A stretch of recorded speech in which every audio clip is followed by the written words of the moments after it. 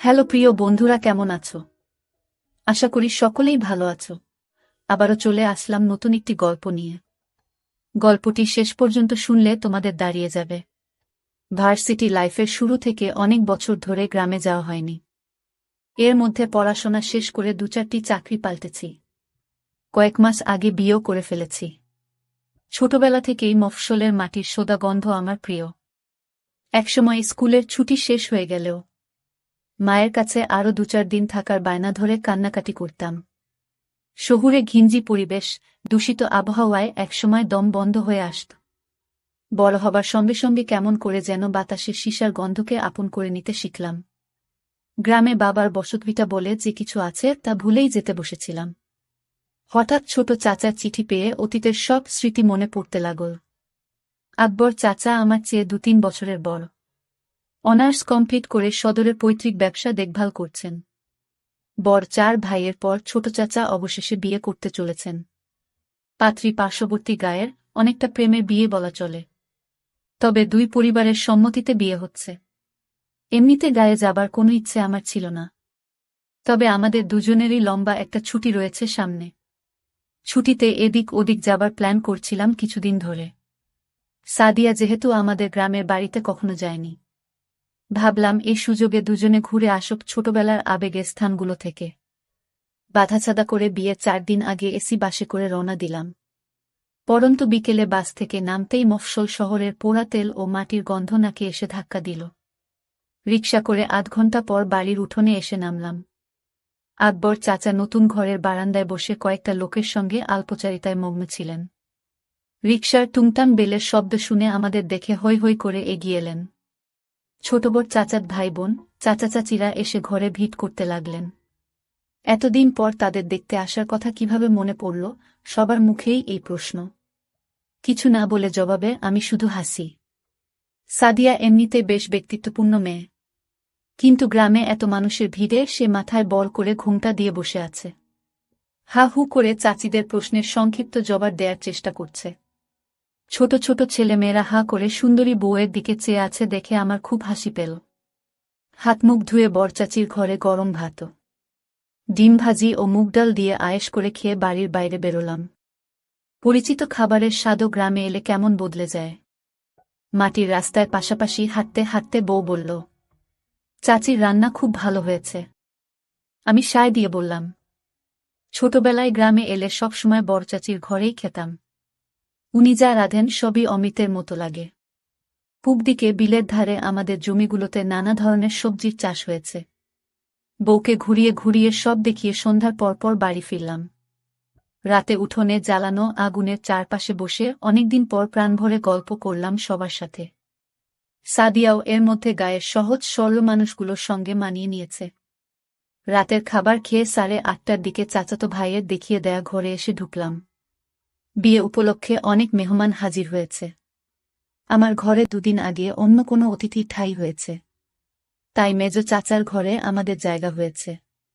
মেজ চাচার নতুন ঘরে ঢুকে দেখি আমাদের ব্যাগগুলো এখানে এনে রাখা।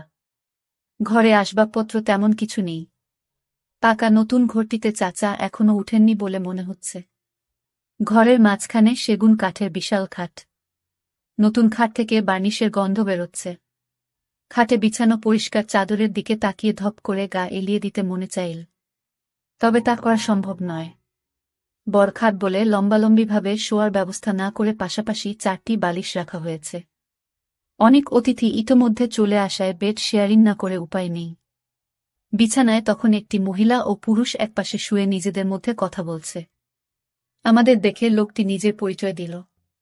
ছোট চাচার বন্ধু, নাম সোহেল। মহিলাটি তার স্ত্রী।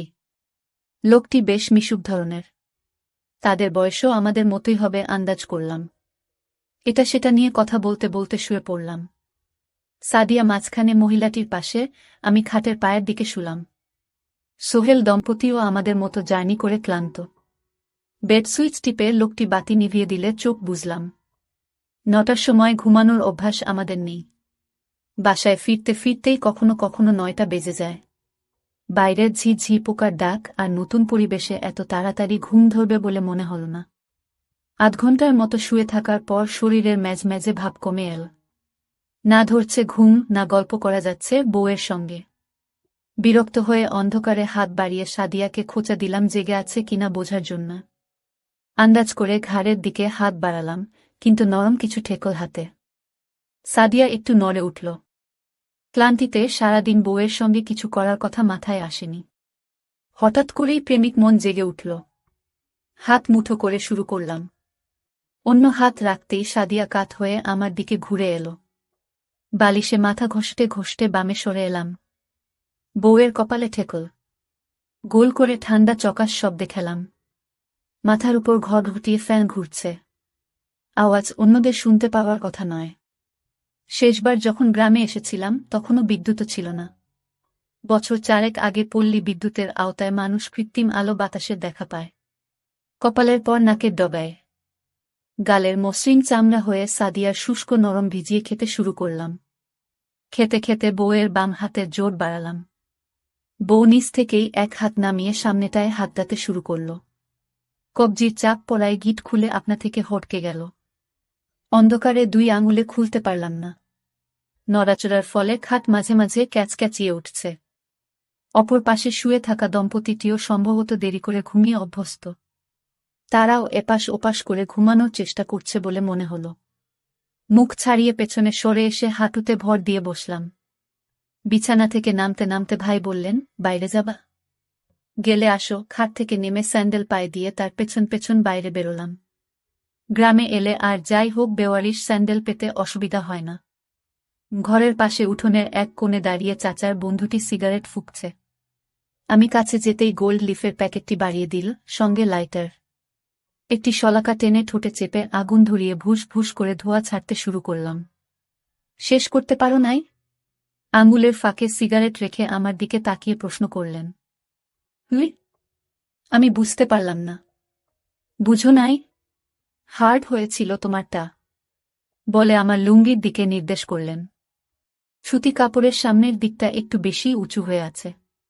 ওহ, হা হা, আপনি লাইট জ্বালিয়ে ফেললেন তাই। আমি বিব্রত ভঙ্গিতে হাসার চেষ্টা করলাম। No problem, what happens? আমরাও ভাবছিলাম তোমরা ঘুমিয়ে পড়েছ। কতক্ষণ ধরে করতেছিলা? এই তো কয়েক মিনিট। হাত দিয়ে অবাধ্য শাবল চেপে ধরতে ধরতে বললাম। উনি সেটি লক্ষ্য করলেন। চাপ লাগতেছে? আমি বউকে নিয়ে বাইরে দাঁড়াই, তোমরা শেষ করে আস। আরে না না, সমস্যা নাই ভাই। ভাইয়ের অতি উৎসাহ দেখে ভিড়মি খেলাম। আচ্ছা, সারা রাত তো বাকিই আছে। হে হে, বলেই বাম হাতে লুঙ্গির উপর দিয়ে নিজের শাবলটা কচলাতে শুরু করলেন। ফ্রেশ হয়ে আসা দরকার, বলে পশ্চিম দিকের অন্ধকারে হারিয়ে গেলেন। শুধু সিগারেটের আগুনের ছোট্ট বিন্দুটি চোখে পড়ছে। সোহেল ভাই ফিরে আসার পর অনেকক্ষণ ধরে আধো অন্ধকার উঠোনে দাঁড়িয়ে আলাপ চলল। উনি চট্টগ্রামে একটি বহুজাতিক কোম্পানিতে চাকরি করেন। আকবর চাচা চট্টগ্রাম বিশ্ববিদ্যালয়ে পড়ালেখা করার সময় তার সাথে পরিচয় হয়। বাবা মা ঢাকায় থাকেন, উনি পড়াশোনা শেষ করে চট্টগ্রামেই চাকরি নিয়েছেন। আমাদের মতোই 6-7 মাস আগে বিয়ে করেছেন। তবে আমাদেরটি প্রেমের বিয়ে হলেও তাদেরটি পারিবারিকভাবে হয়েছে। সোহেল ভাই আমাদের চেয়ে কয়েক বছরের বড়, তবে উনার স্ত্রী আমার চেয়ে বয়সে ছোট। কথা বলতে বলতে দুজন বেশ সহজ হয়ে এলাম। কেউই কিছুক্ষণ আগে বিব্রতকর পরিস্থিতির কথা আর তুললাম না। সিগারেট শেষ করে বাথরুম হয়ে কলের ঠান্ডা পানিতে হাত মুখ ধুয়ে নিলাম। সোহেল ভাই বললেন, ওরা হয়তো লজ্জা পেয়ে আসছে না। আমার হাতে সিগারেটের প্যাকেট আর লাইটার দিয়ে ভেতরে গিয়ে নিজের স্ত্রী আর সাদিয়াকে ডেকে নিয়ে এলেন। বিরাট উঠানের চারপাশে সব চাচাদের আলাদা আলাদা ঘর। বাড়ির পশ্চিম কোণে বাঁশবাগানের পাশে পাখা বাথরুম এবং চাপকল। সাদিয়া এবং ভাবি মাথায় কাপড় দিয়ে আমাদের দিকে না তাকিয়ে সেদিকে চলে গেল ফ্রেশ হতে। ওরা ঘরে ঢুকে গেলে আমরাও ভেতরে এসে দরজা দিলাম। ক্লান্তিকর দিনের শেষে ভালোবাসায় সিক্ত তরল নিঃসরণ করতে না পেরে অতৃপ্তি নিয়ে ঘুমালাম। তাড়াতাড়ি ঘুমানোর পরও সকাল 8টায় ঘুম ভাঙল। জেগে উঠে দেখি সোহেল ভাই বা ভাবি কেউ বিছানায় নেই। সাদিয়া ঘরের এক কোণে রাখা ড্রেসিং টেবিলের সামনে বসে চুল ঠিক করছে। রাতের বিব্রত ভাব উবে গিয়ে খুশি খুশি ভাব দেখা দিয়েছে মুখ জুড়ে। চাচাত বোনেরা বলেছে নাস্তার আগে ওকে নিয়ে গ্রামে ঘুরতে বেরোবে, তাই হালকা সাজগোজ করে নিচ্ছে। বড় দুই চাচি ৩-৪ পদের পিঠা বানাচ্ছেন অতিথিদের জন্য। সকালের মৃদু ঠান্ডা বাতাস, ঘন কুয়াশায় ভাপ ওঠা পিঠা মন্দ লাগবে না। গ্রামে নাস্তা করতে করতে অনেক দেরি হয়ে যায়। বউ, সুবর্ণা ভাবি সহ আরও কয়েকজন শহুরে মেয়ে বউকে সঙ্গে নিয়ে চাচাতো বোনেরা বেরিয়ে গেলে। শার্ট গায়ে জড়িয়ে হাতমুখ ধুয়ে হাঁটতে হাঁটতে পশ্চিম দিকে এগোতে শুরু করলাম। বাঁশ ঝাড়, কলার বিশাল বাগান, আকাশচুম্বী শিমুল গাছের পর থেকে শুধুই বিস্তীর্ণ ফসলের মাঠ। নানারকম শাক সবজি ও বিশালায়তন পাটক্ষেতের মধ্য দিয়ে যাতায়াতের জন্য রয়েছে সরু আইল। প্রথমেই একটি কুমড়ো ক্ষেত। এখানে এসে হাঁটা থামিয়ে সামনে পেছনে খুব মনোযোগ দিয়ে লক্ষ্য করলাম, কেউ নেই। মিনিট ৫ পর দ্রুত পায়ে কারো আসার শব্দ পেলাম। হ্যাঁ, লুনাই আসছে। আমাকে দেখে দূর থেকে চকচকে দাঁত ভাসিয়ে হেসে দিল। রবিন ভাই, কেমন আছো? কাছে এসে দাঁড়ানোর পর প্রথম প্রশ্ন। আমি ইতিবাচক জবাব দিয়ে কুশল বিনিময় সমাপ্ত করলাম। ছোটবেলায় লুনাকে শেষবার দেখেছি। কয়েক বছরে গায়ে গতরে অনকে বেড়ে উঠেছে।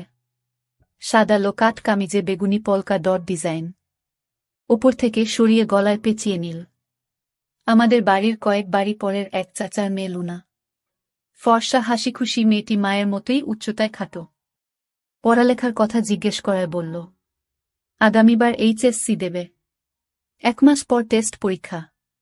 কথা বলতে বলতে লুনা আইল ধরে সামনে এগিয়ে চলল, আমি পেছন পেছন।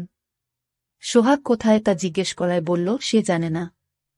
হাঁটতে হাঁটতে কয়েকটি জমি পেরিয়ে একটি পাটক্ষেতের সামনে দিয়ে যাবার সময় হঠাৎ থেমে ১০ ফুটি মোটা মোটা পাটগাছগুলো দুহাতে সরিয়ে ভেতরে এক পা রেখে লুনা পেছন ফিরে বলল, এই দিক দিয়ে আসো, রবিন ভাই। চারদিকে আরও একবার তাকিয়ে দুরু দুরু বুকে লুনার পেছন পেছন পাট সরিয়ে ভেতরে ঢুকে পড়লাম। ৪-৫ কদম যেতেই দেখা গেল পাট কেটে সরু পথ তৈরি করা আছে। হাঁটতে হাঁটতে ক্ষেতের মাঝখানে পৌঁছে দেখি বেশ খানিকটা পরিষ্কার জায়গা। আশেপাশের লম্বা পাট খোলা জায়গার উপর ঢলে পড়ায় সরু গলি বা চট বিছানো। এই জায়গাটুকু উঁচু কোনো স্থান থেকেও কারো নজরে পড়ার কথা নয়। স্যান্ডেল খুলে লম্বা করে পাতা চটের উপর দাঁড়িয়ে তার উপর ফেলে দিল লুনা। আমার তাড়াহুড়ো দেখে লুনা খিলখিলিয়ে হেসে ফেলল। আমি যে খুব একটা পাগল মানুষ তা নয়, কিন্তু গ্রামে এলেই পুরানো বন্ধুবান্ধবদের সঙ্গে দেখা হয়ে যায়। কাল রাতে সোহাগের সঙ্গে দেখা হলো কয়েক বছর পর। দেখা হবার পর থেকেই মেয়ে মানুষ নিয়ে রসালো সব গল্প করতে শুরু করল। গ্রামে সবসময় ২-৪টে মেয়ে থাকে যারা একটু সাহসী হয়। পুটিয়ে ফেলতে পারলে এদের নিয়ে মন ভরে। শহুরে কোনো ব্যান আমি গ্রীষ্মের ছুটি পেলেই গ্রামে চলে আসতাম। সারাদিন বনে বাদারে ঘোরাঘুরি, কাঁচা পাকা নানান জাতের ফল খাওয়া আর কাছের দূরের চাচাত ভাই বন্ধুদের সঙ্গে ঘুরে বেড়ানোই ছিল কাজ। কাঠফাটা গরমে বাড়ির পুবপাশে নদীতে ছেলেরা সাঁতরে বেড়ায়। আমি পাড়ে বসে মগ দিয়ে পানি ঢেলে গোসল করি। সেবার সাঁতার শিখব বলে জেদ চেপে গেল। জিন্স প্যান্ট আর গেঞ্জি গায়ে পানিতে নেমেই হাবুডুবু খেলাম। বন্ধুরা বলল এরকম ভারী কাপড় চোপড় নিয়ে সাঁতার কাটা যাবে না, এসব খুলে পানিতে নামতে হবে। ছেলেরা সবাই লুঙ্গি গুটিয়ে কাঁচা বেঁধে সাঁতার কাটে। লুঙ্গি পরার অভ্যাস আমার ছিল না। শহরে বড় হওয়ায় ছোটবেলায়ও কারো সামনে উন্মুক্ত হতে পারতাম না। সেদিন দেখা গেল জিন্স না খুলে সাঁতার কাটা সম্ভব হবে না। জেদ চেপে যাওয়ায় গেঞ্জি প্যান্ট খুলে নদীতে ঝাঁপিয়ে পড়লাম। নাকানি চুবানি খেতে খেতে প্রথম দিনই পানিতে ভেসে থাকার কৌশল অনেকটা আয়ত্ত করে ফেললাম। পাড়ে এসে উঠার পরপর ঘাটে দাঁড়ানো কিশোরী মেয়েরা আমাকে দেখে মুখ টিপে হাসতে শুরু করল। এত বছরে আমাকে কাপড় ছাড়া গোসল করতে দেখেনি কেউ। আজ সাঁতার কাটার লোভে দিগম্বর হয়েছি বলে বয়স্ক চাচিরাও কৌতুকপূর্ণ চোখে তাকান। কাপড় পরে বাড়িতে ফিরে আসার পর দুপুরে ভাত খেতে খেতে মেয়েদের হাসাহাসির কারণ বুঝতে পেরে নিজেকে আস্ত গাধা বলে মনে হল। ২-১ বছর আগেও আমার বয়সী ছেলেপেলেরা গায়ে পানিতে ঝাঁপাত। আগমনের পর সবাই কাঁচা বাঁধা শুরু করেছে। আমি সেটি খেয়াল না করে লোমে ঘেরা চিমসানো মেয়েদের সামনে পড়ায় তারা এভাবে হেসেছে। খাওয়া দাওয়া যেমনই বর চাচির ঘরে করতাম। রাতে ঘুমানোর বেলায়ও এঘর ওঘরে বন্ধুদের সঙ্গে থাকতাম। সেদিন রাতে বিছানায় শুয়ে ৪ জন গল্প করছি। কথায় কথায় সোহাগ সাঁতারের কথা তুলল। বলল, কালো আমার উন্মুক্ত হয়ে পানিতে নামা উচিত। এ কথা বলার কারণ হলো আবারও মেয়েদের সামনে আমাকে হাসির পাত্র হতে দেখা। আমি প্রতিবাদ করে বললাম, বাচ্চা থেকে বুড়ি সবাই যেভাবে আমার দিকে তাকাল, তাতে আর কখনোই প্যান্ট ছাড়া তাদের সামনে পড়তে চায় না। খোকন নামের ছেলেটি বিছানার অন্য পাশ থেকে বলল, আমার দেখে মেয়েরা হেসেছে। খোকনের কথার পিঠে সোহাগ জিজ্ঞেস করল আমারটা দাঁড়ায় কিনা। ইতস্তত করে বললাম, মেয়েদের নিয়ে চিন্তাভাবনা করলে লম্বা আর শক্ত হয়। খোকন জানতে চাইল আমি কাজ শুরু করেছি কিনা। প্রথমে ওসব ব্যাপারে কথা বলতে চাইছিলাম না, কিন্তু ওদের জোড়াজুড়িতে মাঝে মাঝে হাতের কাজ করার কথা বললাম। হাতের কাজ শেষ হলে যে অস্বাভাবিক আনন্দ দেহ ঠান্ডা করে দেয় এ ব্যাপারেও বললাম। খোকন জিজ্ঞেস করল, পক্ষী দাঁড়ালে এটি দিয়ে কিভাবে মেয়েদের সঙ্গে ধুপুর ধাপুর করতে হয় তা জানা আছে কিনা। আঞ্চলিক নামের ব্যাপারে পূর্বে কোনো ধারণা ছিল না, তবে ইচটে পাকা বন্ধুর বাসায় ভিসিআরে ভিডিও দেখে ভালো ধারণা অর্জন করেছিলাম। বন্ধুটি বাবার মুভি কালেকশনের মাঝে কতগুলো ওই টেপ পেয়ে যায় এবং ঘনিষ্ঠ ২-৩ জনকে দেখার সুযোগ দেয়। খোকনকে বললাম, ধুপুর ধাপুর করার পদ্ধতি জানা থাকলেও কখনো করার সুযোগ হয়নি। শুনে ওরা অন্ধকারে কিছুক্ষণ মুখ চাওয়াচাওয়ি করল। খোকন বলে উঠল, কাইলকা দুপুরে আমাগো লগে আইবা গোছল কইরা, তোমারে মজার জিনিস দেহামু। আপনির বউ কই রবিন ভাই? শক্ত কাপড়ের প্রশ্ন শুনে কল্পনা থেকে বাস্তবে ফিরে এলাম। বাড়ির মেয়েদের সাথে ঘুরতে গেছে মনে হয় বলতে বলতে টেনে তুলতে শুরু করলাম। লুনা হাত উঁচু করে তুলে ধরে সাহায্য করল। আপনের বউ নাকি খুব সুন্দর? আমারে দেখাইবেন না? ডান হাত পেছনে এনে দিয়ে লুনা জিজ্ঞেস করল। হুই, আজকা আইসা পইডো বিকাল কইরা, আলাপ করাইয়া দিমু। কাপা ধরা গলায় জবাব দিলাম।